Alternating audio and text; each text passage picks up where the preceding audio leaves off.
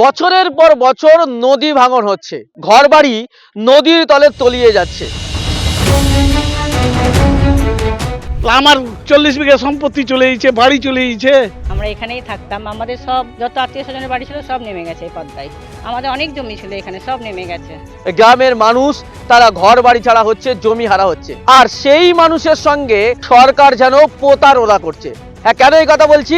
কারণ এই নদী ভাঙন রোধের জন্য যেখানে বৈজ্ঞানিক পদ্ধতিতে কংক্রিটের বাঁধ করা দরকার, বুলডোজার দিয়ে বাঁধ তৈরি করা নির্মাণের দরকার, সেখানে এই দরমার বেড়া দিয়ে আর এর সঙ্গে মাটির বস্তা দিয়ে সরকার নদী ভাঙন রোধের চেষ্টা করছে।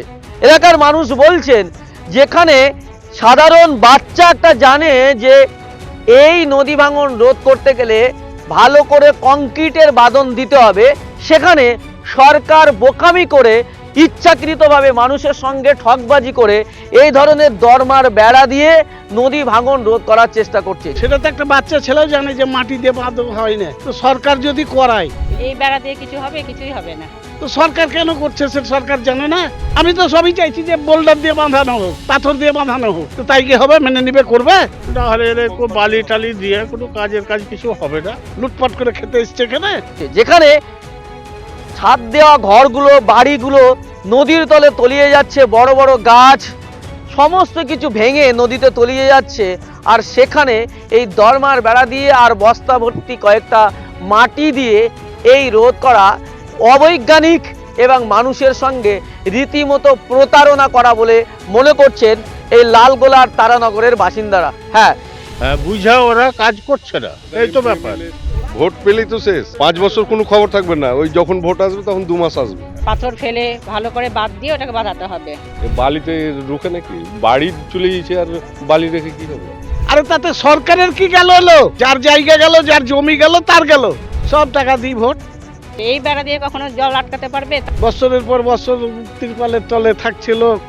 আপনাদের এই পিছনের কিছু ছবি আপনাদেরকে দেখাবো, যেখানে দূরে দেখতে পাচ্ছেন যে ছোট ছোট ঝুপড়ি মতো হয়ে রয়েছে, যেখানে এই মানুষগুলোর বাড়ি ঘর, এই যে পিছনে আমার পিছনে যে নদী, সেই নদীতে, পদ্মা নদীতে একেবারে তলিয়ে গেছে। হ্যাঁ, কিন্তু তাদের আজকে থাকার জায়গা নেই, তাদের সুরাহার কোনো ব্যবস্থা নেই। তারা বারবার দাবি করেছিল যে যখন এই নদী ভাঙন রোধ হবে, যখন বন্ধ থাকবে, যখন নদী ভাঙবে না, নদী কাটবে না, ঠিক সেই সময় যদি বুলডোজার দিয়ে কংক্রিটের বাঁধন বাঁধা হয়, তাহলে আগামী দিন আর যা কোনো ঘরবাড়ি ভাঙবে না। কিন্তু সরকার আসছে, সরকার যাচ্ছে, নেতা আসছে, নেতা আসছে, নেতা যাচ্ছে, ভোট আসছে, ভোট যাচ্ছে, মানুষের প্রতিশ্রুতি দেওয়া হচ্ছে, নেতারা প্রতিশ্রুতি দিচ্ছেন, কিন্তু এই নদী ভাঙন কোনোভাবেই রোধ হচ্ছে না তারানগর, মুর্শিদাবাদের এই লালগোলার আশপাশের এলাকায়। কি বলছেন এলাকার মানুষ, কি তাদের বক্তব্য শোনাবো আপনাদের। আমরা কোনো কর্পোরেট সংস্থা বা রাজনৈতিক দলের অর্থে পরিচালিত নই। স্বাধীন, নির্ভীক ও সত্যনিষ্ঠা সাংবাদিকতা চালিয়ে যেতে আপনাদের এই সাপোর্ট আমাদের একমাত্র শক্তি। আপনার যদি মনে হয় জিআই সত্য তুলে ধরছে, মানুষের কথা বলছে, প্রশ্ন তুলছে, তাহলে আপনার সামর্থ্য অনুযায়ী আর্থিক সহযোগিতা করে আমাদের পাশে থাকুন।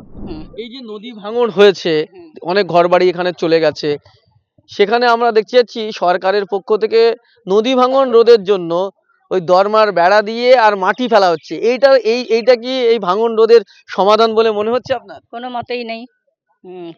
এটা কোনো মতেই হতে পারে না। এই যেখানে কোনো এখানে আমাদের আগে, আমার জন্মস্থান এখানেই, আমরা এখানেই থাকতাম, আমাদের সব যত আত্মীয় স্বজনের বাড়ি ছিল সব নেমে গেছে এই পদ্মায়। কোনোদিনই কেউ আটকাতে পারেনি, এখনো আটকাতে পারবে না। এখানে কংক্রিটের বাঁধের প্রয়োজন। অবশ্যই, এটা স্বাভাবিক ব্যাপার। এই বেড়া দিয়ে কিছু হবে, কিছুই হবে না। অবশ্যই এটাকে ভালো করে করতে হবে সরকার থেকে, এইভাবে কখনো হয়? ঠিক আছে, কিরকম হলে ভালো হয়? এটা ভালোভাবে সরকার থেকে ভালো করে উদ্যোগ নিয়ে একভাবে করতে হবে কাজটাকে, তবে তো জিনিসটা রোধ করা যাবে। এই এক জায়গা হচ্ছে, এক জায়গা হচ্ছে না, যেখানে হচ্ছে সেখানে অন্য জায়গা আবার ভাঙতে শুরু করছে। করলে পরে পুরোটা কমপ্লিট ভাবে করতে হবে, একভাবে কাজটা করতে হবে।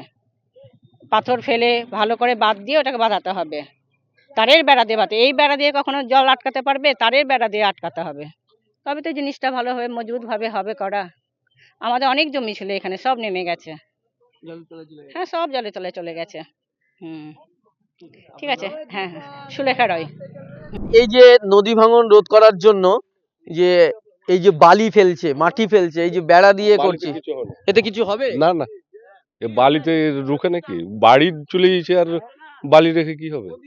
তা কিভাবে বাদ দেওয়া দরকার? বাদ পাথর দিয়ে দিতে হবে, বোল্ডোজার দিয়ে। বোল্ডার দিয়ে। এই এ বাঁধে এ তো বালি, বাড়ি শুধু নিয়ে চলে গেছে। দেখছেন তো বাড়ির গুলোর অবস্থা কি। আপনারা বুঝতে পারছেন, তা সরকার কি বুঝতে পারছে না যে এখানে পাথর দিতে হবে, পাথর দিয়ে বাঁধতে হবে? সব বুঝতে পারছে, বুঝতে পারে না আবার করছে না কেন? ওরা কাজ করছে না, ওরা করছে না। হ্যাঁ বুঝা ওরা কাজ করছে না। এখানকার এই তো MP, ব্যাপার। MLA এরা তো দেখছে, MP, MLA এরকম করছে। বহুবার জেলায় বোল্ডার দিয়ে, এর আগে একবার বোল্ডার দিয়ে বাঁধলো, সামান্য কাজ করলো একটু করে ওরা, যা আবার ফেজে সেই। হ্যাঁ, তো বাঁধর জেলায় এরা যদি ভালো, যদি কংক্রিট BSF বা এরা সব প্রশাসন বিভাগ দিয়ে করে, তাহলে কাজগুলো হবে। আর না হলে এরকম বালি টালি দিয়ে কোনো কাজের কাজ কিছু হবে না। হ্যাঁ, সাময়িক একটু প্রতিরোধ হবে, এছাড়া কিছুই হবে না। আবার তো তাহলে তো ভাঙনে ঘর বাড়ি চলে যাবে। হ্যাঁ, যাবে তো, এ কোনো ব্যাপার নেই। যা যা অবস্থা সামনে বছর, ইয়া কিছু ধর যে চললো এই গ্রাম জেলা পুরো একবারে, এই তো অবস্থা। প্রতি বছর আনছে, সামনে তো ভোট আসছে, নেতারা তো ভোট নিতে আসে, বলে দেয় বাদন করে দেবো, তো করছে না তো। তো করছে না তো, খালি ভোটের টাইমে ভোটের জন্য করছে। হ্যাঁ, ভোট দেওয়ার জন্য দরকার, ভোট পেলেই তো শেষ। হ্যাঁ, ভোট হয়ে গেল, 5 বছর কোনো খবর থাকবে না, ওই যখন ভোট আসবে তখন 2 মাস আসবে। এই তো। তো তাহলে তো আপনাদের সমস্যা আপনাদের থেকে যাচ্ছে, নেতারা নেতা হয়ে যাচ্ছে। হ্যাঁ হ্যাঁ হ্যাঁ হ্যাঁ, ওরাকে নেতা নেতা হয়ে দিয়েছে, ওরা বড় হয়ে থাকছে। আপনাদের দুঃখের সংসার, দুঃখের এই যে অবস্থা, এই যে বাড়ি ঘর ভেঙে, প্লাস ধরো যে কে কোথায় যে তিরপালের তলায় সব বসবাস করছে, শত শত ফ্যামিলি। হ্যাঁ, তারা কি অবস্থায়, এই যে ঠান্ডা যাচ্ছে, ঠান্ডার অবস্থা তারা কিভাবে বসবাস করছে সে তারাই জানছে। বাঁধন বাঁধ দিচ্ছে এই মাটি দিয়ে, এই বাঁধ দিয়ে কোনো কাজ হবে? সেটা কি আমরা বলতে পারবো কাজ হবে কি হবে না? এখন আপাতত কাজ হচ্ছে, আমরা দেখতে পাচ্ছি কাজ হচ্ছে। না, এইটা কি নদী ভাঙন রোখা যাবে ওটা মাটি দিয়ে? সেটা তো একটা বাচ্চা ছেলেও জানে যে মাটি দিয়ে বাঁধ হয় না। তো সরকার যদি করায়, তাহলে আপনাকে স্বীকার করতেই হবে যে হ্যাঁ হবে, আর কি। মানে আপনারা বুঝতে পারছেন, সরকার বুঝতে পারছে না। তো সেই কথাটাই তো আমার ভাষায় বুঝাচ্ছি, যে একটা বাচ্চা ছেলেও জানছে যে বালির বাঁধ দিয়ে মাটি দিয়ে হয় না। তো সরকার কেন করছে সে সরকার জানে না? ওর টাকার দরদ নাই, লুটপাট করে খেতে এসছে এখানে। কিন্তু বছরের পর বছর তো ঘর বাড়ি ভেঙে নদীতে চলে যাচ্ছে। তো দেখছে তো, সেটা মজা হয়েছে সরকারের, মজা লাগছে। বছরের পর বছর তিরপালের তলে থাকছে লোক, আর 5 কেজি করে চাল দিচ্ছে মাসে, কেরোসিন দিচ্ছে, মজা লাগছে। লোক বলছে সরকার খুব দাম দিচ্ছে, আর সাধারণ লোক টাকা পেলে খুশি।